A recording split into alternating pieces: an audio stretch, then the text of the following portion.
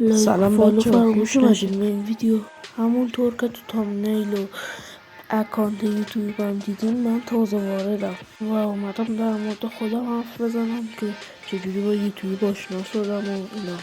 من اول تلگرام ریختم، بعدش کم کم با یوتیوبر آشنا شدم، چنلشون رو دیدم، بعد به این حوزه، به این کار، به این سرگرمی علاقه‌مند شدم.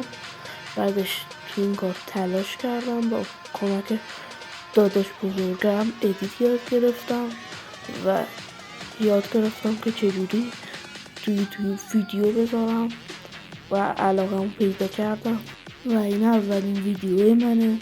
خوشحال میشم با حمایت شما در پیش یوتیوبر که جای ریزی داشته باشم. من دیگه تا 28 و 29 ویدیو نمیتونم بذارم به خاطر اینکه مدرسه برای من بازه و امروز 23 24 ویدیو برای شما آپلود میکنم.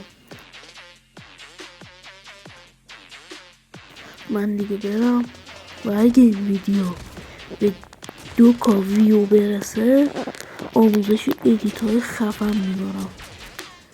اون موقع که ادیتامو که خودتون دیدین فیلم کوتاه و اگه دیدین اسمم الان با اسم تو فیلم کوتاه فرق میکنه به خاطر اینکه اسم چنلم عوض کردم.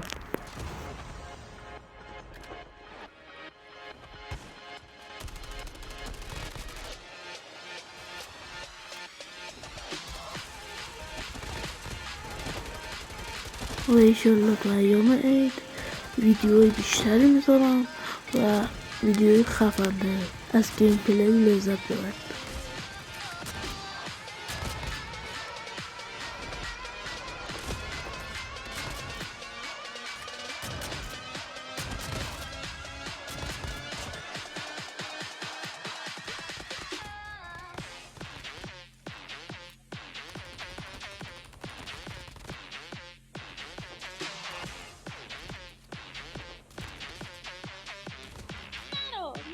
Mati.